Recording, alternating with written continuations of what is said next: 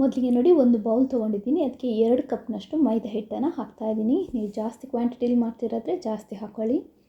Next ನೋಡಿ ಇದಕ್ಕೆ 1.5 table ಸ್ಪೂನಷ್ಟು ಎಣ್ಣೆನ ಹಾಕಿದ್ದೀನಿ. ಜಾಸ್ತಿ ಹಾಕೋಕ್ಕೆ ಹೋಗಬೇಡಿ. ರುಚಿಗೆ ಬೇಕಾದಷ್ಟು ಉಪ್ಪನ್ನು ಸೇರಿಸ್ಕೊಂಡಿದ್ದೀನಿ. ಒಂದು ಸರಿ ಎಲ್ಲನೂ ಚೆನ್ನಾಗಿ ಮಿಕ್ಸ್ ಮಾಡ್ಕೊಳ್ಬೇಕು. ಎಣ್ಣೆ ಜಾಸ್ತಿ ಹಾಕೋಕ್ಕೆ ಹೋಗಬೇಡಿ, ಇಷ್ಟೇ ಸಾಕು 2 ಕಪ್ಗೆ. ನೋಡಿ ಚೆನ್ನಾಗಿ ಮಿಕ್ಸ್ ಮಾಡಿದ ಮೇಲೆ ಇವಾಗ ಸ್ವಲ್ಪನೇ ನೀರನ್ನು ಹಾಕಿಬಿಟ್ಟು ಮಿಕ್ಸ್ ಮಾಡ್ತಾಯಿದ್ದೀನಿ. ಒಂದೇ ಸರಿ ನೀರು ಹಾಕೋಕ್ಕೆ ಹೋಗಬೇಡಿ. ಚಪಾತಿಗಿಂತ ಸ್ವಲ್ಪ ಸಾಫ್ಟಾಗಿ ಬರಬೇಕು ಹಿಟ್ಟು, ಅಷ್ಟರ ತನಕ ನೀರು ಹಾಕಿಬಿಟ್ಟು ಮಿಕ್ಸ್ ಮಾಡ್ತಾಯಿರಿ. ನೋಡಿ ಇಷ್ಟಕ್ಕೆ ಕಲಿಸ್ಕೊಂಡಿದ್ದೀನಿ. ಇವಾಗ ಇದನ್ನು ಚೆನ್ನಾಗಿ ನಾದ್ಕೊಳ್ಬೇಕು. ಇದು ತುಂಬಾ ಇಂಪಾರ್ಟೆಂಟ್ ಸ್ಟೆಪ್. 10 ನಿಮಿಷದಷ್ಟು ನಾವು ಇದನ್ನು ನಾದ್ಕೊಳ್ಳೇಬೇಕು. ಈ ಥರ ಸ್ಟ್ರೆಚ್ ಮಾಡ್ತಾ ನಾದಿದ್ರಾಯಿತು. 10 ನಿಮಿಷ ಮಿನಿಮಮ್ ನಾದಲೇಬೇಕು ಈ ಥರ ಕಂಟಿನ್ಯೂಸ್ ಆಗಿ. ನಿಮಗೆ ಡಿಫ್ರೆನ್ಸ್ ಗೊತ್ತಾಗುತ್ತೆ ಹಿಟ್ಟು ನೋಡಿ ತುಂಬಾ ಸಾಫ್ಟಾಗಿ ಬಂದಿದೆ. ಇದು 10 ನಿಮಿಷದಷ್ಟು ನಾದಿದ್ದೀನಿ. ನೋಡುವಾಗಲೇ ನಿಮ್ಗೆ ಗೊತ್ತಾಗ್ಬೋದು ಎಷ್ಟು ಚೆನ್ನಾಗಿ ಬಂದಿದೆ ಅಂತ. ನೆಕ್ಸ್ಟ್ ಇಂಪಾರ್ಟೆಂಟ್ ಸ್ಟೆಪ್ ಏನಂತ ಹೇಳಿದರೆ, ಇದನ್ನು ರೆಸ್ಟಿಗೆ ಇಡೋದು. ಅರ್ಧ ಗಂಟೆ ಅಷ್ಟಾದರೆ ಇದನ್ನು ನಾವು ಸೈಡಲ್ಲೇ ತೆಗೆದಿಟ್ಕೊಳ್ಬೇಕು. ಮೇಲ್ಗಡೆ ಸ್ವಲ್ಪ ಎಣ್ಣೆನ ಹಾಕಿಬಿಟ್ಟು ಎಲ್ಲ ಕಡೆ ಸ್ಪ್ರೆಡ್ ಮಾಡಿಬಿಟ್ಟು ಮುಚ್ಚಿಬಿಟ್ಟು ಒಂದು ಅರ್ಧ ಗಂಟೆ ಅಷ್ಟು ಇದನ್ನು ತೆಗೆದಿಡ್ತಾ ಇದ್ದೀನಿ. ನೋಡಿ ಅರ್ಧ ಗಂಟೆ ಆಗಿದೆ. ತುಂಬಾ ಸಾಫ್ಟ್ ಆಗಿದೆ. ನಿಮ್ಗೆ ನೋಡುವಾಗಲೇ ಗೊತ್ತಾಗ್ಬೋದು ಎಷ್ಟು ಹಿಟ್ಟು ಸಾಫ್ಟ್ ಆಗಿದೆ ಅಂತ. ಇವಾಗಲೇ ತುಂಬ ಪರ್ಫೆಕ್ಟ್ ಆದ ಶೀಟ್ ನಾವು ರೆಡಿ ಮಾಡ್ಕೊಳ್ಬೋದು. ಒಂದ್ಸರಿ ಚೆನ್ನಾಗಿ ಮತ್ತೆ ನಾದ್ಕೊಳ್ತಾ ಇದ್ದೀನಿ. ಇವಾಗ ನೋಡಿ ಒಂದೇ ಸೈಜ್ ಉಂಡೆ ಕಟ್ತಾ ಇದ್ದೀನಿ. ಎಲ್ಲಾನು ಒಂದೇ ಸೈಜ್ಗೆ ಉಂಡೆ ಕಟ್ಟಿ ಇಟ್ಕೊಳ್ಬೇಕು. ಸ್ವಲ್ಪ ದೊಡ್ಡ ಸೈಜ್ ಇರಲಿ. ಎಣ್ಣೆ ಹಾಕಿರುವಂಥ ಪ್ಲೇಟಲ್ಲಿ ಎಲ್ಲ ಉಂಡೆನ ರೆಡಿ ಮಾಡಿ ಇಟ್ಕೊಳ್ತೀನಿ. ನೋಡಿ ಈ ಥರ. ನೆಕ್ಸ್ಟ್ ತುಂಬಾ ಇಂಪಾರ್ಟೆಂಟ್ ಸ್ಟೆಪ್ ಏನಂತ ಹೇಳಿದರೆ, ನಾವು ಈ ಉಂಡೆ ಕಟ್ಟಿರೋದಿದೆ ಅಲ್ವಾ, ಅದರ ಮೇಲೆ ಒಂದು ಬಟ್ಟೆನ ಕವರ್, ಅಂದರೆ ಒದ್ದೆ ಬಟ್ಟೆನ ಕವರ್ ಮಾಡಿಬಿಟ್ಟು ಅರ್ಧ ಗಂಟೆ ಅಷ್ಟು ಮತ್ತೆ ರೆಸ್ಟ್ ಮಾಡೋಕ್ಕಿಡೋದು. ಅಟ್ಲೀಸ್ಟ್ 15 ನಿಮಿಷನಾದರೂ ಸೈಡಲ್ಲಿ ತೆಗೆದಿಟ್ಕೊಳ್ಳೇಬೇಕು. ನೋಡಿ ಅರ್ಧ ಗಂಟೆ ಆಗಿದೆ. ಒಂದು ಉಂಡೆನೇ ತೆಗ್ತಾ ಇದ್ದೀನಿ, ಆಮೇಲೆ ಮತ್ತೆ ಮುಚ್ಚಿಡ್ತಾ ಇದ್ದೀನಿ ಬಟ್ಟೆನ. ನೋಡಿ ಈ ಥರ ಶೇಪ್ ಚೆನ್ನಾಗಿ ನಿಲ್ಲುತ್ತೆ. ಈ ಥರ ರೆಸ್ಟ್ ಮಾಡೋಕ್ಕಿಟ್ರೆ ನಾವು ಹಿಟ್ಟು ಮೇಲ್ಗಡೆ ಹಾಕಿಬಿಟ್ಟು ಕೈಯಲ್ಲಿ ಸ್ವಲ್ಪ ಶೇಪ್ ಕೊಟ್ಟರು ರೌಂಡ್ ಶೇಪ್ ಬರುತ್ತೆ. ನಾವು ಆ ಥರ ರೆಸ್ಟಿಗೆ ಇಟ್ಟಿಲ್ಲ ಅಂದರೆ ಏನಾಗುತ್ತೆ ಅಂದರೆ, ನಾವು ಲಟ್ಟಿಸ್ತಾ ಹೋದರೆ ಅದು ಮತ್ತೆ ಹತ್ರ ಬರುತ್ತೆ ಹಿಟ್ಟು. ಅಂದರೆ ನಾವು ಎಷ್ಟು ದೂರ, ಅಂದರೆ ಎಷ್ಟು ತೆಳ್ಳಗೆ ನಾವು ಲಟ್ಟಿಸ್ತೀವೋ ಅದು ಮತ್ತೆ ವಾಪಸ್ ಶ್ರಿಂಕ್ ಆಗುತ್ತೆ. ಆ ಥರ ಆಗಬಾರ್ದು ಅಂದರೆ ಮತ್ತೆ ಒಂದು 15 ಅಥವಾ 30 ನಿಮಿಷದಷ್ಟು ರೆಸ್ಟಿಗೆ ಇಡೋದು ತುಂಬಾ ಇಂಪಾರ್ಟೆಂಟ್. ನೋಡಿ ಈ ಥರ 3 ಒಂದೇ ಸೈಜ್ ನಾನು ಲಟ್ಟಿಸಿ ಇಟ್ಕೊಂಡಿದ್ದೀನಿ. ಹೀಗೆ ಒಂದು ಶೀಟ್ ತೊಗೊಂಡು ಅದರ ಮೇಲೆ ಸ್ವಲ್ಪ ಎಣ್ಣೆನ ಹಾಕ್ತಾಯಿದ್ದೀನಿ. ಯಾವ ಎಣ್ಣೆ ಕೂಡ ಯೂಸ್ ಮಾಡ್ಕೊಳ್ಬೋದು. ಎಲ್ಲ ಕಡೆ ಚೆನ್ನಾಗಿ ಸ್ಪ್ರೆಡ್ ಮಾಡ್ಕೊಳ್ಬೇಕು. ಸ್ಪ್ರೆಡ್ ಮಾಡಿದ ಮೇಲೆ ಮೇಲ್ಗಡೆ ಸ್ವಲ್ಪ ಒಣ ಹಿಟ್ಟಿದೆ ಅಲ್ವಾ, ಡ್ರೈ ಹಿಟ್ಟು, ಮೈದಾ ಹಿಟ್ಟನ್ನು ಯೂಸ್ ಮಾಡ್ತಾ ಇದ್ದೀನಿ. ಅದನ್ನು ಅಷ್ಟೇ ಸ್ವಲ್ಪ ಸ್ಪ್ರೆಡ್ ಮಾಡ್ಕೊಳ್ಬೇಕು. ಸ್ಪ್ರೆಡ್ ಮಾಡಿದ ಮೇಲೆ ಅದರ ಮೇಲೆ ಒಂದು ಶೀಟ್ ಮತ್ತೆ ಇಡಬೇಕು, ಅಂದರೆ ಹಿಟ್ಟನ್ನು. ನೆಕ್ಸ್ಟ್ ಸೇಮ್ ಪ್ರೊಸೀಜರ್ ಕಂಟಿನ್ಯೂ ಮಾಡಬೇಕು. ಎಣ್ಣೆ ಹಾಕಬೇಕು ಮೊದಲಿಗೆ, ಆಮೇಲೆ ಮತ್ತೆ ಹಿಟ್ಟು ಹಾಕ್ಬಿಟ್ಟು ಚೆನ್ನಾಗಿ ಸ್ಪ್ರೆಡ್ ಮಾಡಿಬಿಟ್ಟು ನೆಕ್ಸ್ಟ್ ಇನ್ನೊಂದು ಶೀಟನ್ನು ಇಟ್ಟರಾಯಿತು. ನಾನು 3 ಲೇಯರಾಗಿ ಮಾಡ್ತಾಯಿದ್ದೀನಿ. ನೀವು ಜಾಸ್ತಿ ಕೂಡ ಮಾಡ್ಕೊಳ್ಬೋದು, ಬಟ್ 3 ಮಾಡಿದರೆ ಕರೆಕ್ಟಾಗಿ ಬರುತ್ತೆ. 3 ಒಟ್ಟಿಗೆ ಇಟ್ಬಿಟ್ಟು ಮೇಲ್ಗಡೆ ಮತ್ತು ಕೆಳಗಡೆ ಸ್ವಲ್ಪ ಹಿಟ್ಟನ್ನು ಹಾಕಿದ್ದೀನಿ, ಒಣ ಹಿಟ್ಟನ್ನು, ಅಂದರೆ ಅಂಟ್ಕೊಳ್ಬಾರ್ದು ಅಂತ. ಇವಾಗ ಲಟ್ಟಿಸ್ತಾ ಇದ್ದೀನಿ. ಎಷ್ಟು ತೆಳ್ಳಗಾಗುತ್ತೋ ಅಷ್ಟು ತೆಳ್ಳಗೆ ಲಟ್ಟಿಸಿದ್ರಾಯಿತು. ಉಂಡೆ ಕಟ್ಟಿದ ಮೇಲೆ ಮತ್ತೆ ರೆಸ್ಟ್ ಇಟ್ಟಿರೋದ್ರಿಂದ ತುಂಬ ಅದು ಶ್ರಿಂಕ್ ಆಗೋದಿಲ್ಲ, ಚೆನ್ನಾಗಿ ಶೇಪಲ್ಲಿ ನಿಲ್ಲುತ್ತೆ. ನಾವು ಎಷ್ಟು ತೆಳ್ಳಗೆ ಲಟ್ಟಿಸಿದ್ರು ಅದು ಅಷ್ಟೇ ಶೇಪಲ್ಲಿ ಇರುತ್ತೆ. ತೆಗಿಬೇಕಾದ್ರೆ ತುಂಬ ಸಣ್ಣ ಸೈಜ್ಗೆ ಬರೋದಿಲ್ಲ. ನೋಡಿ ಇಷ್ಟು ದೊಡ್ಡಗೆ ನಾನು ಲಟ್ಟಿಸ್ಕೊಂಡಿದ್ದೀನಿ. ಇವಾಗ ತವದ ಮೇಲೆ ಅದನ್ನು ಹಾಕ್ತಾಯಿದ್ದೀನಿ. ತವ ಸ್ವಲ್ಪ ಬಿಸಿಯಾಗಿದೆ, ಜಸ್ಟ್ ಆನ್ ಮಾಡಿದ್ದೀನಿ ಅಷ್ಟೇ. ಆನ್ ಮಾಡಿದ ಮೇಲೆ ಈ ಹಿಟ್ಟನ್ನು ಹಾಕಿದ್ರಾಯಿತು.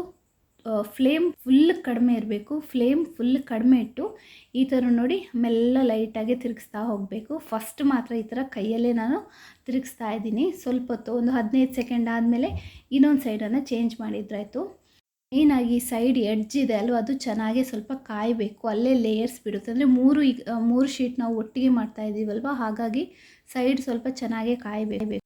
ಸೈಡ್ ಕೂಡ ಒಂದ್ಸರಿ ಚೆನ್ನಾಗಿ ಕಾದ್ಮೇಲೆ ನೋಡಿ ಈ ಥರ ಒದ್ದೆ ಬಟ್ಟೆಯಲ್ಲಿ ನಾನು ಈ ಥರ ಅಂದರೆ ತಿರುಗಿಸ್ತಾ ಇದ್ದೀನಿ. ಆವಾಗ ಕೈಯನ್ನು ಯೂಸ್ ಮಾಡಿದ್ದಲ್ವ, ಇವಾಗ ಒದ್ದೆ ಬಟ್ಟೆನ ಯೂಸ್ ಮಾಡ್ತಾ ಇದ್ದೀನಿ.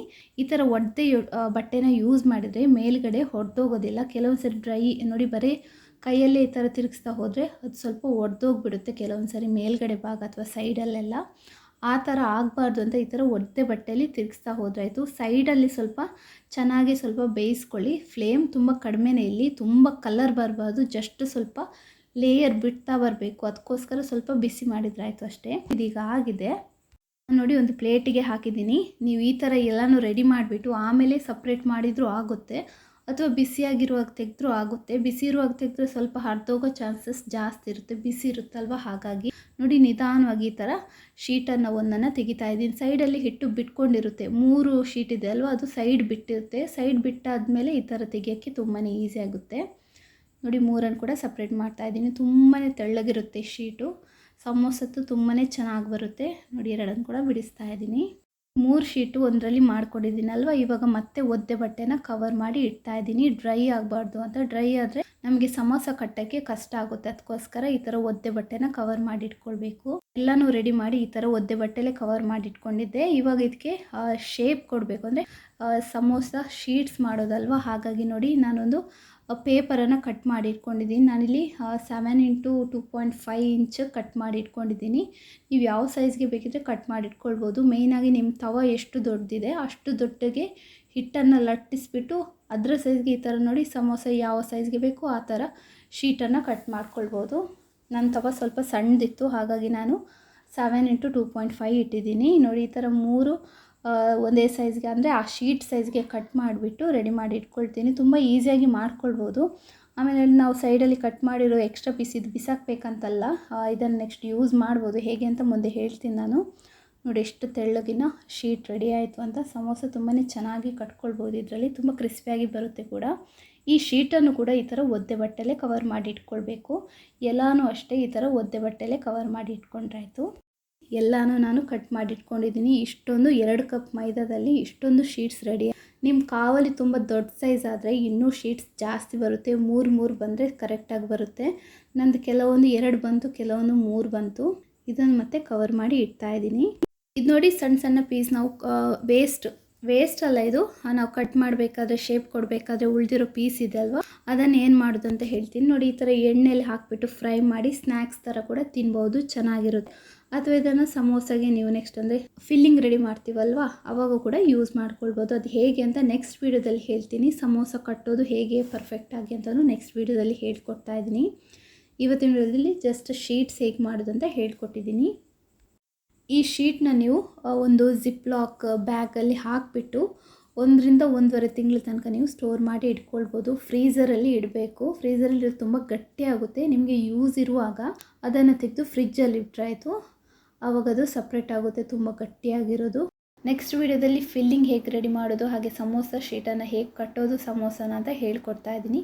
ಈ ವಿಡಿಯೋ ಇಷ್ಟ ಆದರೆ ಲೈಕ್ ಮಾಡಿ, ಹಾಗೆಯೇ ಚಾನಲ್ ಇಷ್ಟ ಹೋಗಿ ಸಬ್ಸ್ಕ್ರೈಬ್ ಮಾಡಿಲ್ಲ ಅಂದರೆ ಸಬ್ಸ್ಕ್ರೈಬ್ ಮಾಡಿ.